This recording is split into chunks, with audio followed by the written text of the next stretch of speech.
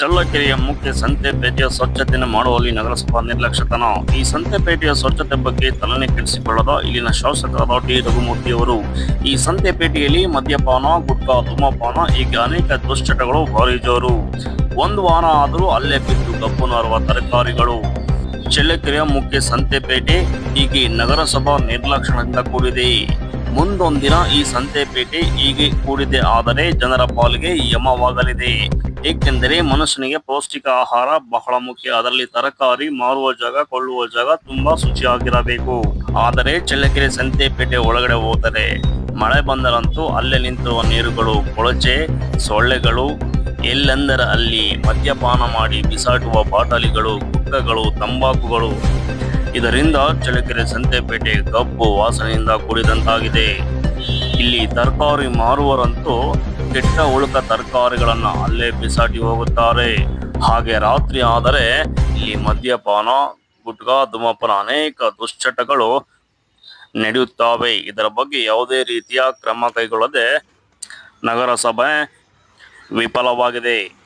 ಕೂಡಲೇ ಇನ್ನು ಮುಂದೆ ನಿರ್ಲಕ್ಷ್ಯ ವಹಿಸದೆ ನಗರಸಭಾ ಅಧಿಕಾರಿಗಳು, ಆರೋಗ್ಯ ಅಧಿಕಾರಿಗಳು, ಇದಕ್ಕೆ ಸಂಬಂಧಪಟ್ಟ ಅಧಿಕಾರಿಗಳು ಹಾಗೆ ಶಾಸಕದ ಟಿ ರಘುಮೂರ್ತಿ ಅವರು ಸ್ವಚ್ಛತೆಯ ಕ್ರಮಗೊಳಿಸಬೇಕೆಂದು ನಮ್ಮ ನ್ಯೂಸ್ ಚಾನೆಲ್ ಮುಖಾಂತರ ಕೇಳಿಕೊಳ್ಳುತ್ತೇವೆ. ಇದೇ ರೀತಿಯ ಸ್ಥಳೀಯ ಮಾಹಿತಿಗಳು, ಸಂಬಂಧಪಟ್ಟ ಸುದ್ದಿಗಳಿಗಾಗಿ ನಮ್ಮ ಚಾನೆಲ್ ಅನ್ನು ಸಬ್ಸ್ಕ್ರೈಬ್ ಮಾಡಿ. ಸುದ್ದಿ ನಿಮ್ಮದು, ಮಾಧ್ಯಮ ನಮ್ಮದು. Kannada 24x news HD. ಜಿಲ್ಲಾ ವರದಿಗಾರರು ಹಾಲೇಶ್ ಯಾದವ್ ಬೆಳಗೆರೆ.